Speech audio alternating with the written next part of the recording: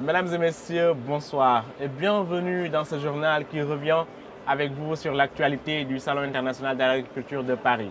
Aujourd'hui, nous sommes à Villepinte et c'est pour vous parler du Salon international du machinisme agricole.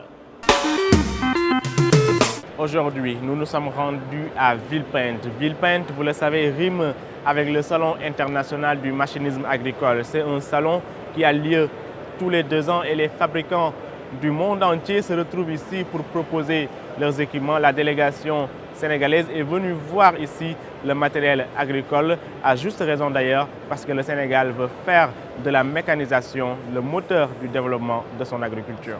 L'édition 2017 du CIMA, le Salon international du machinisme agricole, a accueilli la délégation sénégalaise. Ici, les acteurs ont retrouvé les dernières technologies développées en matière d'équipement agricole.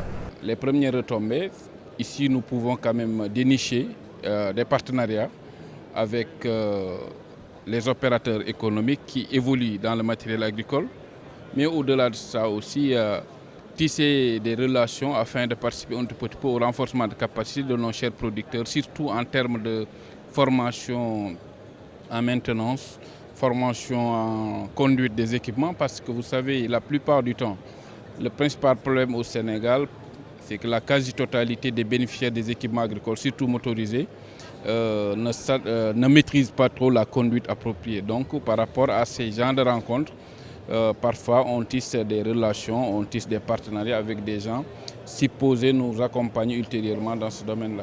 L'objectif n'est pas d'importer ces grosses machines, mais de voir les outils adaptés et qui sont nécessaires à l'essor de l'agriculture sénégalaise.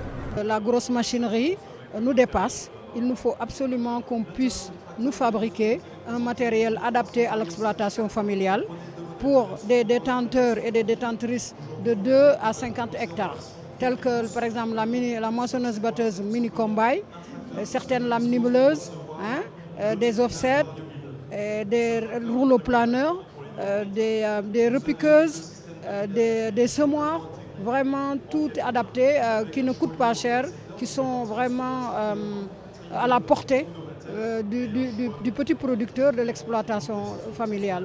Les équipements agricoles utilisés au Sénégal ont particulièrement intéressé la délégation. Certains acteurs ont eu des réponses convaincantes par rapport à certaines technologies qu'ils veulent utiliser au Sénégal. Ce soir, j'ai choisi de vous montrer une moissonneuse batteuse vraiment immense, le NEC Plus Ultra de la technologie agricole. Je vous laisse découvrir cette machine. Cette machine a une puissance de 360 chevaux. C'est une moissonneuse-batteuse multifonctionnelle de dernière génération. Donc cette machine est une machine de milieu de gamme, l'Activa S. Donc c'est une machine présentée aujourd'hui en version 5 square, qui était également disponible en 6 square, et qui est équipée d'un cueilleur à maïs. Donc ce cueilleur à maïs est présenté aujourd'hui pour la première fois sur le salon. Donc il est disponible en différentes configurations, 6 ou 8 rangs, d'un écartement de 70 ou 75 et disponible en version fixe ou rigide, fixe ou repliable. Système GPS, guidage satellitaire, réglage tactile, cet outil dispose d'une technologie de pointe et offre beaucoup de possibilités. Le principe de la moissonneuse-batteuse, donc en fait, c'est de récolter la matière qui va être coupée avec la table de coupe à l'avant. Ensuite, on va avoir un batteur, donc c'est un gros cylindre qui va venir choquer les graines afin de les séparer de la paille. Ensuite, derrière, on va retrouver des secoueurs qui vont permettre de séparer les grains résiduels de la paille. Et en dessous, sur la partie basse de la machine, on va retrouver ce que l'on appelle un caisson de nettoyage. Donc avec un système de grille et de ventilateur, on va séparer la menue paille, donc la paille toute fine, de la graine, afin de récupérer uniquement la graine qui nous intéresse. La machine pèse plus de 13 tonnes et reste une star en Europe où elle est beaucoup sollicitée par les agriculteurs. Comme les professionnels du monde entier, les responsables de projets et programmes agricoles sont venus voir ce qui se fait ici au CIMA. Ils étaient accompagnés des membres du secteur privé du Sénégal. À la fin de la visite, ils ont donné leur réaction sur l'organisation du CIMA, le Salon international du machinisme agricole. On a fait une visite importante ce matin. Vu les options en cas de l'État du Sénégal, dans le cadre du plan Sénégal émergent, notamment la modernisation de l'agriculture, on ne peut pas moderniser l'agriculture sans passer par la mécanisation agricole. La mécanisation agricole doit être raisonnée parce que quand même si vous traversez tout le pays, tout le Sénégal, vous voyez que nous avons des systèmes de production qui sont différenciés par rapport aux zones agroécologiques. C'est-à-dire un tracteur certainement qui marche en Casamance, ce même tracteur peut-être ne marchera pas au Sine Saloum ou bien ne marchera pas dans la vallée du fleuve Sénégal. Donc c'est très important de voir cette gamme de matériel que nous avons ici. Et je pense que dans le cadre du PRACAS avec le ministre de l'Agriculture, vous avez tout le programme qui a été mis en œuvre pour quand même accélérer le processus de mécanisation. Donc pour nous, vraiment, on ne doit pas avoir un choix de l'embarras, mais on doit certainement nous focaliser sur les machines qui présentent les spécifications techniques qui correspondent à nos zones de production. Et aujourd'hui, quand même, on a pu voir des gammes assez larges de matériel, de Massey Ferguson, passant par Valtra, passant par les autres marques, qui effectivement, une fois insérés dans notre système de production, devraient être ciblés en sorte qu'ils soient rentables. Cette visite a été très fructueuse dans la mesure où elle nous a permis quand même de faire un partage d'expérience. Parce que depuis qu'on est là, on a eu à participer à 2 rencontres, surtout en matière des coopératives d'utilisation du matériel agricole en commun, l'expérience béninoise. Également échanger un tout petit peu par rapport à un programme et projet important qui est la ferme du futur. Ce qu'il nous faut plus regarder, c'est du matériel qui est adapté à nos sols. Et je pense que ça, on a déjà maîtrisé ça. Aujourd'hui, ce que je peux dire de nouveau sur ce salon, on a eu une discussion très étendue avec Massey Ferguson pour faire carrément, de toute façon on le fait déjà, assembler des tracteurs, mais de façon vraiment formelle pour barrer un peu la concurrence. Parce qu'il y a beaucoup maintenant, on voit beaucoup de marques, beaucoup de tracteurs ou de matériel agricole, mais quand même Massey Ferguson demeure le premier tracteur le plus fiable.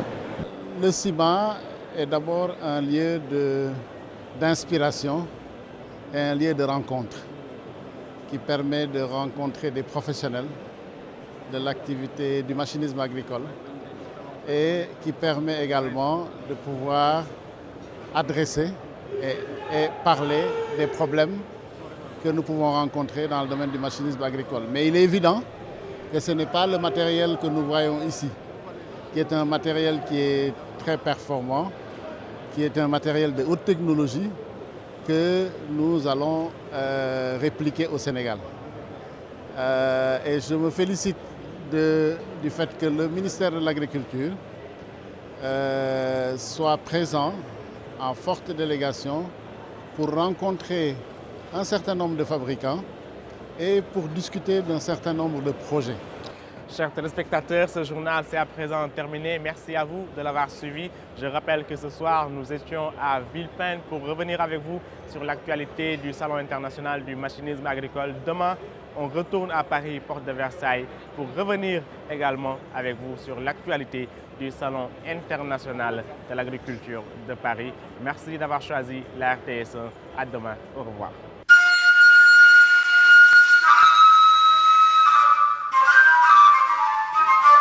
Le Esri, qui est le système de riziculture intensive, c'est une technologie développée à Madagascar et qui a permis de booster les rendements du riz dans ces zones-là.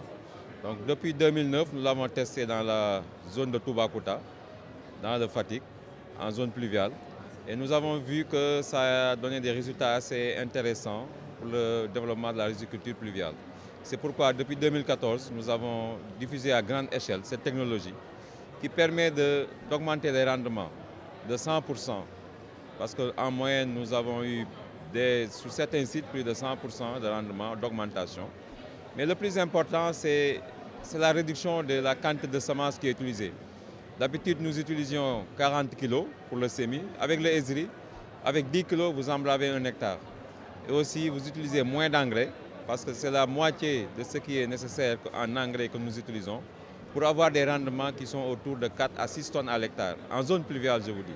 Et ça, c'est extrêmement important. C'est pourquoi nous avons formé aujourd'hui 6200 producteurs sur les Esri et nous avons mis en place 568 parcelles de démonstration qui autour de 5000 producteurs aujourd'hui ont permis de booster considérablement la production de riz, aussi bien dans le bassin arachidier sud, dans les régions de Fatick, Kaolack, Kaffrine, mais aussi en Casamance où la technologie est aussi diffusée avec l'appui de nos partenaires que sont le WAP, le FNRA et le PAPIL.